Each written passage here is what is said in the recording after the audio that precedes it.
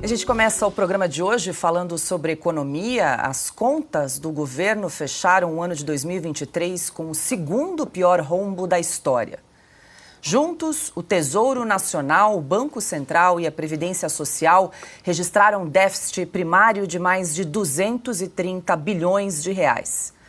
O número divulgado nesta segunda-feira pela Secretaria do Tesouro Nacional representa 2,1% do Produto Interno Bruto do país.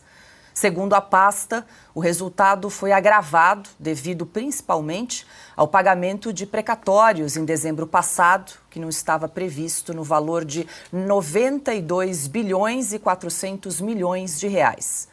O saldo final do ano passado é o segundo pior da série histórica iniciada em 1997.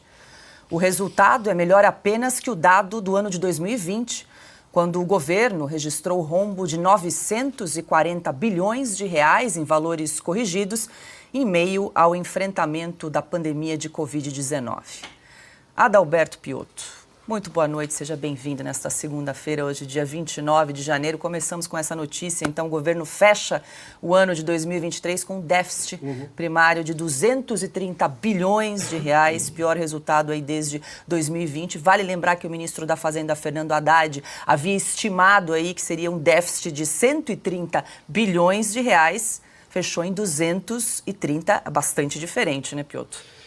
E tem várias coisas que precisam ser anotadas aí, a gente vai falar disso agora. Paula, boa noite. Silvio, boa noite. Augusto, Ana Paula, a todos vocês que nos acompanham. A comparação normalmente é feita com 2020, porque 2020 teve um rombo gigantesco, mas é um ano atípico no mundo inteiro por causa da pandemia. Mas quer ver como a coisa é bem ruim de 2023? Vou pegar um ano do governo Dilma Rousseff. Você se lembra que a pior crise econômica que esse país já teve foi por erros de política econômica doméstica durante o governo Dilma Rousseff. Em 2016, o déficit brasileiro foi de 230 bilhões e 700 milhões de reais. 2016, o último ano do governo Dilma. Vamos lá. O déficit agora foi de 230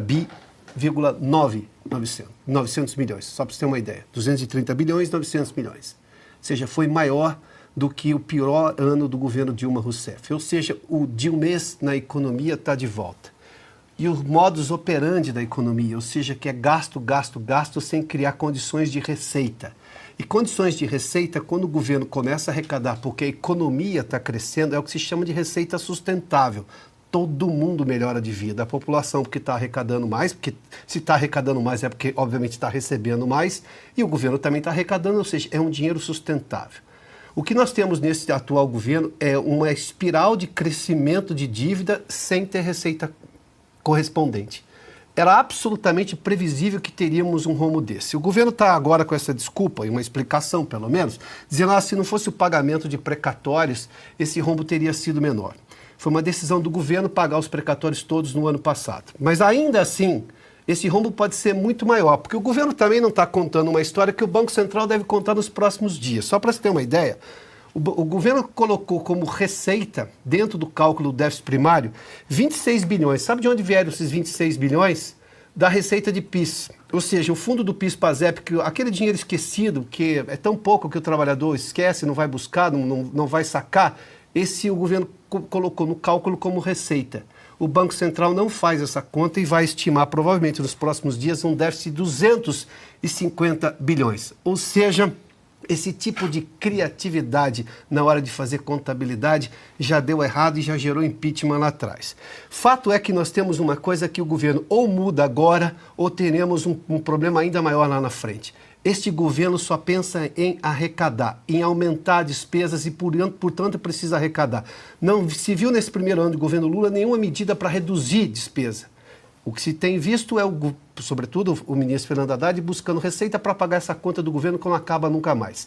Claro que isso vai dar errado. Dá errado no mundo inteiro, deu errado no Brasil, vai dar errado de novo. A pergunta é, onde estão todos aqueles apoiadores do presidente Lula que imaginavam que ele faria uma gestão, primeiramente, preocupado com a boa convivência brasileira e também com a questão econômica? As duas coisas estão ruins. Bom, a gente vai seguir falando sobre esse assunto, a gente depois